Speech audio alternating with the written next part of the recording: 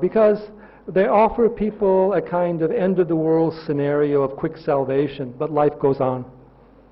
And they also have very narrow moralistic views, which alienate people. And one thing I would say to Hindu groups, too, is don't embrace petty moralistic causes. It just makes you look narrow-minded. There are moral values. I'm not saying that is not important. But don't make narrow causes like that. The better cause is to improve human behavior, honesty, integrity, and all the rest of it. So Hinduism will survive against evangelism, but evangelism is causing some bumps in the road. It's also challenging you to create better and more effective communities and education. Because people are not leaving Hinduism because of spiritual practices and philosophy. They're doing it because someone can offer more, better, mundane rewards. And the fact is, if you went to any poor community anywhere in the world, a lot of people would convert on financial reasons alone if they had that particular opportunity. Do you think that Hinduism in India is in real danger? There are, as we say, very major difficulties coming out. There are also many positive developments that are coming up, but the danger is certainly real. But I will tell you that every religious community in the world feels threatened, whether it's the Christian, even evangelicals feel quite threatened. They feel that they are being compromised and the American government's against them, all the rest of it. So everybody feels threatened to some degree. But I would say the Hinduism is going to survive. The question is it going to reach its full flowering?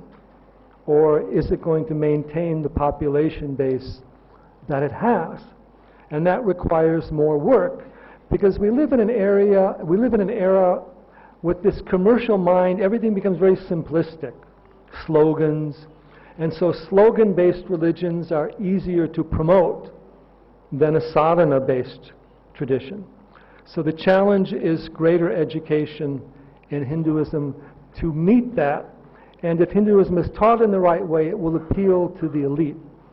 If it's not taught in the right way, it will suffer. At the same time, there are many great teachers today, and there are many good movements coming up. Swami Dayananda has also done some very good work relative to books on Hinduism, explaining the Hindu Dharma, and this is a movement I think will continue to grow.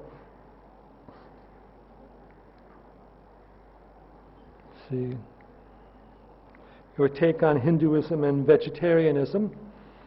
It's interesting to note that there have been historically many Hindu communities that are not predominantly vegetarian. For example, we go to the Himalayas a lot, and particularly in the Kumaon, it's standard to eat goats.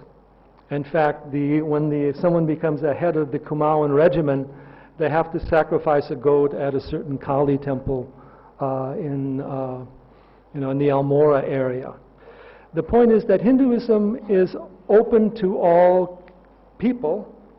At the same time, it promotes nonviolence, and you have to understand that there are certain communities that historically were more dependent upon eating meat. The Tibetans also have had a community that eats meat, some of the mountain communities. So there's not necessarily a ban. You can't say that because someone's not vegetarian, they can't be a Hindu. At the same time, Hinduism says that it's important to reduce the amount of violence that's going on in the world. And I also should say that relative to ahimsa, Hinduism has never taught that there's no kshatriya dharma, that there's no need that it's wrong to defend yourself. Ahimsa means reducing the amount of harm going on, and sometimes it's necessary to take a stand. That's what we are taught in the Mahabharata, for example. But at the same time, one only resorts to forceful resistance as you see in Mahabharata, as the last possible resort, not as the first option. And today there are generally many other options that can be taken.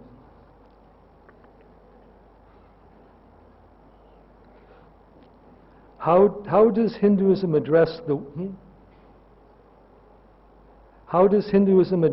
the women in India. He says, now in India, the feminist movement has been emerged as a social freedom movement. India is a very interesting country because in Hinduism, there is the greatest honoring of the feminine aspect of divinity that we have in any religion of the world. For example, many of you know of, for example, the evangelicals don't even recognize Mary. In the Catholic tradition, Mary is not the Divine Mother, she is the mother of Jesus. She is not like the Divine Mother in Hinduism. She doesn't create, preserve, destroy the universe. She just simply intercedes with her Son. So Hinduism has that broad view of the feminine spirituality, but I would have to say that there are still many parts in India where women are not educated properly, where women are not honored properly, and where there needs to be more work to uplift the role of women in the society. And at the same time, a lot of the feminist values that are coming in are not spiritually sensitive to the Hindu tradition or to the spiritual role of women. And they also tend to cast women in a more commercial or masculine model in which these deeper feminine values are also lost. But it's also true that it is the women who have probably upheld Hinduism better throughout the centuries, because they have been more devotional in nature, and they have educated the children, they have done the Puranas, they have done the chanting, and also later on in life they will also be more religious. And we come from a tradition in Hinduism of worship of the Devi and Shakti. Shakti must be honored for the Hinduism to rise. Shakti must be given its place. Shakti is not simply the feminine principle, it's the principle of energy, the principle of the honoring the manifestation, honoring the form.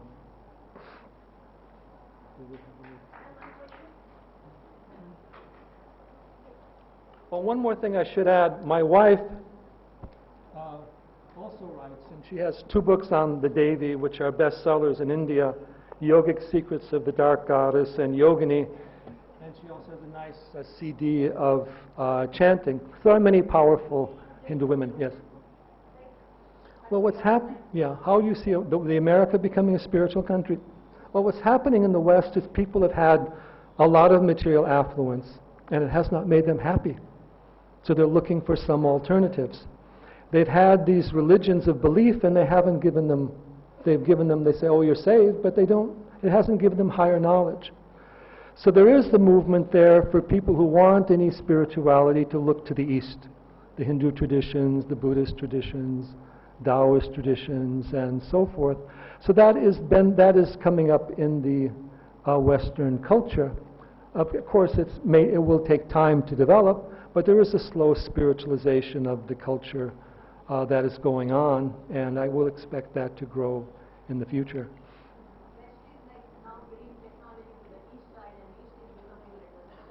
Yeah, East is getting technology, and the West is getting some degree of spirituality. So some degree of balance can occur. At the same time, we can't look at technology as the enemy.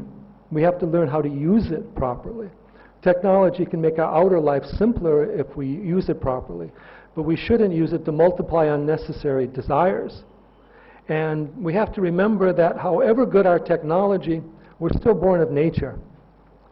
It's more, you'll always find more peace taking a walk in the mountains than watching the latest movie.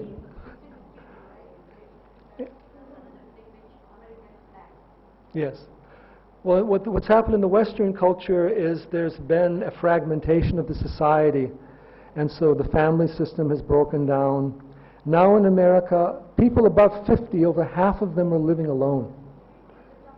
Yeah, and that's a tough situation. So and to some extent, there's more psychological suffering in the Western world than in the Eastern world. And at the end of the day, psychological suffering can be worse than material suffering. They did some studies of who is happy in the world, and they found out that people in poorer countries generally are more likely to say they're happy than people in wealthier countries. Yes. The minister, who is a sadhak, has been reciting some mantras and trying to say something. The king was curious and said, "Why don't you teach me that mantra?" The minister knows that mantra cannot be transferred orally like that. It needs a lot of effort to appreciate and empower oneself with this mantra. He just awaits the answer, and on some other occasion, he demonstrates it.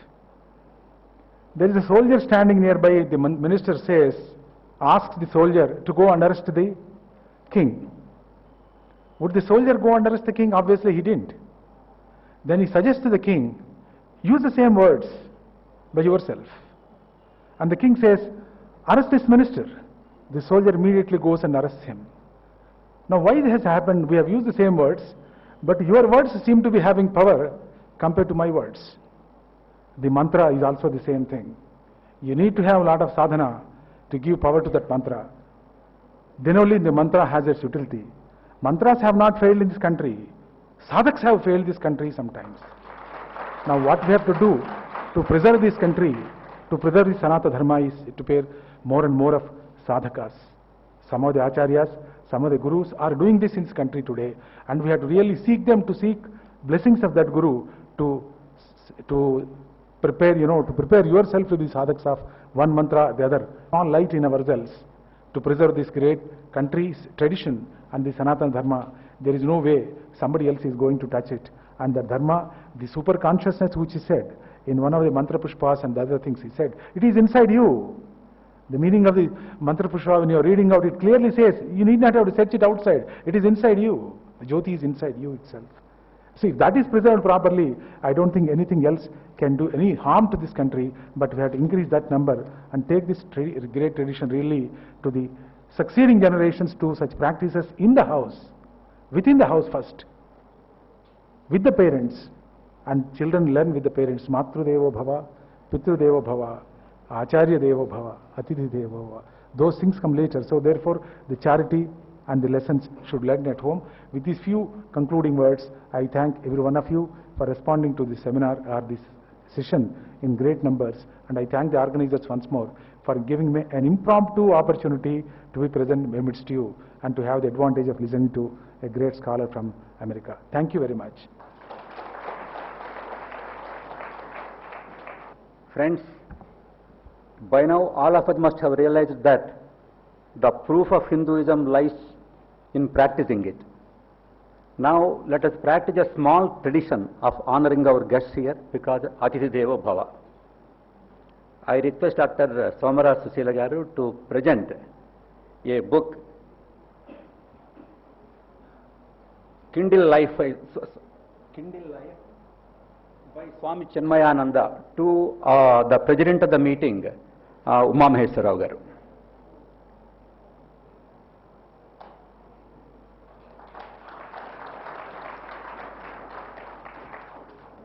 And now I request her to present a book to Sahadev Das ji.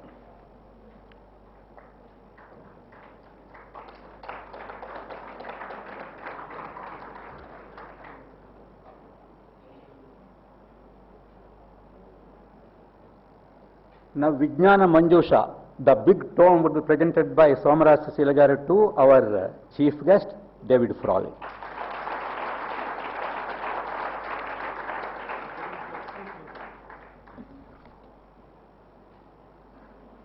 I wanted to present all of these books to the social cause.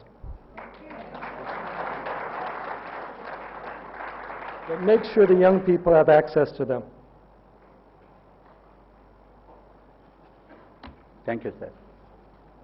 And first of all, I should thank all the audience here, the intellectuals, the youth, the women, who have really packed this auditorium and have heard the speeches and rapt attention. And the enthusiasm with which we wanted to raise the questions, that itself speaks of the intensity of our concerns for Hinduism. And I am very much sure that all our questions must have already been answered. And in fact, to say the plain truth, we ourselves know the answers. Just we have to seek them after going back home, and let us try to put them in practice. And as the speaker suggested, you understand the religion and the way of life, and then you follow it. You also organize yourself, be united, and then just take forward. So unless that practice is not there, LPG could be explosive, as Chamarthi has said. And he has also referred to the four systems of the four ashramas of the Hindu life, because they were devised with a view to having a holistic and peaceful life for each and everyone in this universe. Thank you, Mr. Radaru, for your remarks. And Dr. Sahadeva Dasa, he is a living practitioner, as also Dr. David Frawley is. They are not just speakers, they are doing their sadhana. So whatever comes from the people who are doing sadhana, that is a kind of commandment to us here. Even though our religion is a multiple choice affair, we have got lots of choices, democratic religion. And then, so thank you, Sahadev Dasji. And Dr. Frawley, he has touched upon the entire gamut of the question of Hinduism. And if some of us here raise some questions, it is only out of an interest to interact with him personally. And had I not proposed this vote of thanks or welcome address, I would also have been tempted to raise a question perhaps. But anyway, he has left his books here, which is really a treasure house for Hinduism. Not only our questions get answered, we can ourselves become volunteers and also the carriers of this great religion, Hinduism. And Dr. Frawley, we also thank you very much for having patiently answered a number of questions from this August gathering.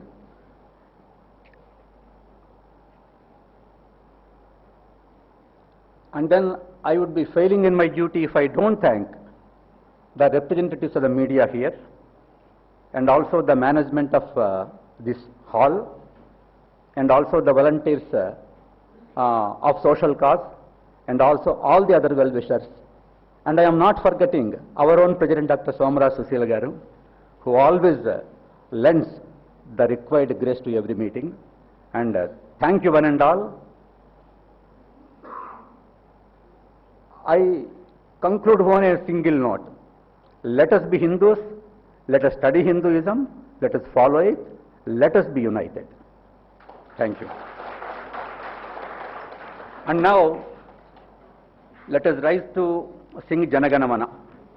Jaya He Bharata Bhagya Vidhata Punjab Sindhu Gujarata Maratha Dravida Utkala Vanga Vindhya Himachala Yamuna Ganga Uchchala Jaladhi Taranga Tava Shubha Name Jage Tava Shubhashisha Mage Gahe Tava Jaya Gadha Janagana Mangala Dayaka Jaya He Bharata Bhagya Vidhata Jaya He Jaya He Jaya He Jaya Jaya Jaya Jaya He